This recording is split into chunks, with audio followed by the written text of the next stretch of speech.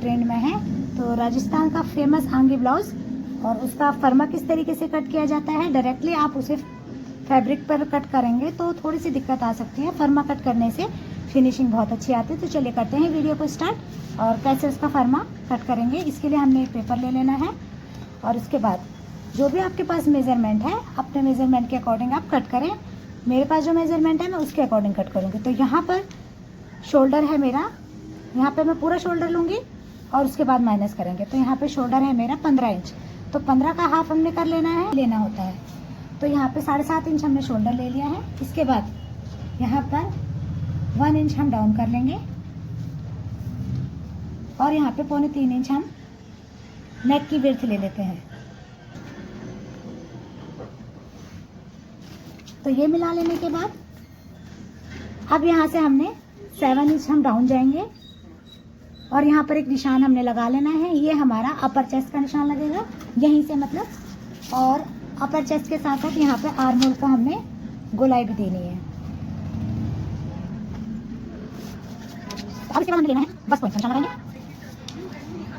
तो यहाँ पे जो भी आपका बॉडी मेजरमेंट के अकॉर्डिंग बस पॉइंट हो वो लगाएं। तो ये साइज के अकॉर्डिंग कम ज़्यादा होता है हमेशा। तो यहाँ पे मेरा 10.5 इंच पे बस पॉइंट है और टोटल लेंथ मैंने ब्लाउज की ली है 16 इंच। तो ये फ्रंट के लिए 16 इंच होता है और बैक के लिए हमेशा कम होता है। बैक का जो हमारा पार्ट होता है वो 14 साढ़े 13 के अकॉर्डिंग होता है। तो यहाँ पे हमारा हो गया। अब यहाँ से क्योंकि हमें ये जो नेक है डीप बनाएंगे, तो यहाँ पे हमने शोल्डर माइनस कर लेना है।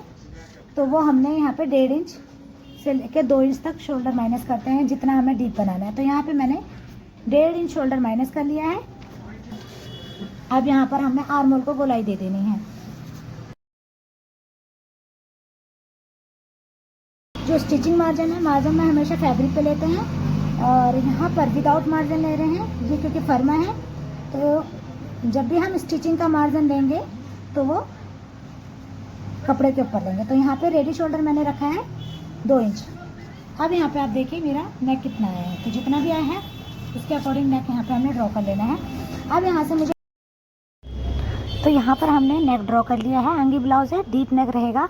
तो इसके बाद यहाँ पे अब हमने अपेक्स पॉइंट निकाल लेना है। तो जो बस्ट पॉइंट है उसी के अकॉर्डिंग यहाँ पर हम निकालेंगे। तो फुल बस्ट जितना भी होता है ना हमारा, फुल बस्ट का 10 पार्ट आप यहाँ पे ले लें। तो यहाँ पे 39 मेरा फुल बस्ट था, तो 4.25 इंच पे यहाँ पे मेरा आया था। तो 4.25 इंच मैंने यहाँ पे अपेक्स पॉइंट निकाला है। अब इसके बाद वेस्ट यहाँ पे हमें डार्ट लगाना होता है। तो यहाँ के लिए हम क्या करेंगे, ऊपर से 0.25 इंच कम, यानी कि 3 इंच पे एक निशान लगाया। अब ये जो दूसरा निशान हम लगा रहे हैं ये डार्ट का है। तो 3.25 इंच का मैं यहाँ पे डार्ट दे रही हूँ। 39 फुल बस्ट है और 32 यहाँ पे वेस्ट है। ठीक, तो इस तरीके से डार्ट का निशान हमने लगा लेना है। अब ये आप देखिए वेस्ट से जो ये डार्ट वाला लाइन होता है ना, ये 0.25 जितना, यानी 1/4 इंच जितना नीचे हमने एक्स्ट्रा रखा है और फिर तिरछा निशान इसमें लगा लेना है।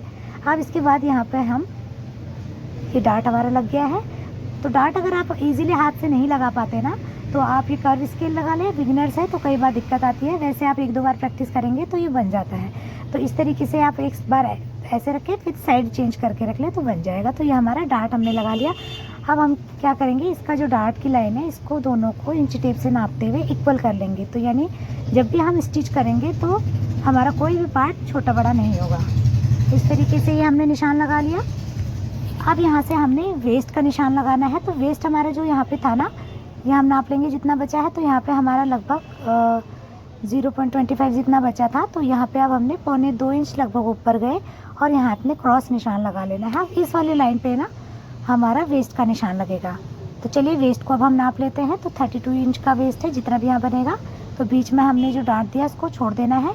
अब यहाँ से 8 इंच पे हम निशान लगा लेंगे। तो ये हमारा निशान लग गया। अभी हमने अपर चेस्ट का निशान ऊपर नहीं लगाया, तो पहले वो लगा लेते हैं। तो 37 इंच अपर चेस्ट है, उसी के अकॉर्डिंग 9.25 इंच पे एक निशान हम दे देंगे। अब यहाँ पे हम 1/2 इंच की लूजिंग भी रखेंगे। अपर चेस्ट में हमें 1/2 इंच की लूजिंग रखनी है।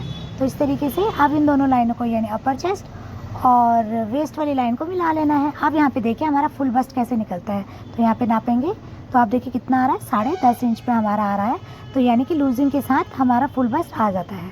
इस तरीके से अगर आप करेंगे ना कटिंग, तो परफेक्टली अपने आप ही आपका आ जाएगा। तो ठीक है। अब इसके बाद यहाँ पे हमने एक डांट यहाँ आर्म होल पे भी देना है, क्योंकि आप देखेंगे तो आर्म होल पे हमारा कई बार झोल आता है, कपड़ा इकट्ठा हो जाता है, तो आर्म होल पे अगर आप डांट देते हैं तो बहुत अच्छा यहाँ पे शेप आती है। तो इस तरीके से हमने 4 इंच नीचे डाउन गए थे, यहाँ पे हमने थोड़ा सा राउंड देते हुए एक शेप दे देना है प्रिंसेस कट वाला। अब यहाँ पे 1 इंच का डार्ट हम देंगे और दोनों लाइनों को इक्वल कर लेना है, सेम जैसे हमने वेस्ट वाली जगह पे किया था। अब यहाँ पे जो हमारा एक बार आर्म होल को नाप लेना है, जो मेजरमेंट के अकॉर्डिंग आपका आर्म होल है ना वो रखें। तो यहाँ से देखिए हमारा परफेक्ट आ रहा था, तो इस तरीके से आप शेप चेंज हो जाती है। ठीक है, पहले जो हमने आर्म होल लगाया था उसके अकॉर्डिंग बाद में शेप चेंज हो जाती है। तो इस तरीके से ये हमारा प्रिंसेस कट बन के रेडी हो गया है एक तरीके से। और अब हमारा इस वाले ब्लाउज में पफ क्रिएट हो जाएगा इजीली। अब इस ब्लाउज को करने के बाद हम किसी भी शेप में इसे कन्वर्ट कर सकते हैं, चाहे वो अंगी हो, चाहे वो सव्यसाची हो। तो जो भी आपने पैटर्न देना है, जिस तरीके का भी देना, आप इजीली दे सकते हैं। बेसिक आपको आना चाहिए बस। ठीक है, अब यहाँ से हम इसको अंगी में कन्वर्ट करेंगे। तो यहाँ से वेस्ट से हाफ करते हुए हमने एक निशान लगा लेना है इस तरीके से। अब यहाँ से जो नेक से एक हमारी आप देखेंगे ना ऊपर वाला पार्ट निकलता है नेक के एरिए से, तो यहाँ से हमने नाप लेना है इसको नापते हुए। ठीक है, और ये दोनों लाइनें इक्वल कर लेनी है और यहाँ से शेप देते हुए हमें कुछ इस तरीके से लेके जाना है। ठीक, अब इसके बाद क्योंकि ये अंगी ब्लाउज है तो इसका जो पैटर्न जाता है ना वो बिल्कुल नेक की तरफ से ही जाता है। आप देख रहे होंगे हमने इमेज भी इसलिए साथ में लगाई है।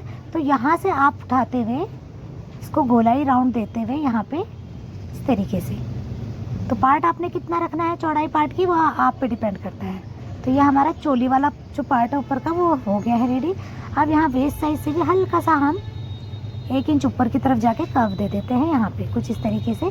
तो चलिए कर लेते हैं हम पहले फर्मा को कट कर लेते हैं और उसके बाद जो डार्ट है ना उसको कट करके क्लोज करेंगे। तो ये आर्म होल वाला डार्ट भी हमने कट कर लिया। अब इसको हम टेप की मदद से क्लोज कर लिया है और अब हमने आर्म होल को शेप दे देनी है। तो ये हो गया। अब इसके बाद जो वेस्ट वाला डार्ट है इसको भी हम कट कर लेते हैं। तो चलिए ये डार्ट निकल गया हमारा। अब इसके बाद जो अंगी वाला पैटर्न है इसको कट करेंगे। तो चोली वाला पार्ट हमारा कट हो गया है और वो साइड वाला और एक वेस्ट वाला जो नीचे वाला पार्ट है वो भी कट हो गया है। तो अगर आप इसमें अलग से बेल्ट देना चाहते हैं तो बेल्ट भी दे सकते हैं। तो इस तरीके से ये हमारे तीनों पार्ट कट के रेडी हो गए हैं। अब एक बार जो नीचे वाला पार्ट है इसको भी क्लोज कर लेते हैं, यानी कि जो इसका डार्ट है ना वो क्लोज कर लेंगे। तो ये हमारा इस तरीके से चोली अंगी ब्लाउज के पैटर्न कट के रेडी हो गए। तो फ्रेंड्स आपको हमारी ये वीडियो कैसी लगी? अगर पसंद आए तो प्लीज़ वीडियो को लाइक करें, चैनल को सब्सक्राइब करें। Thanks for watching.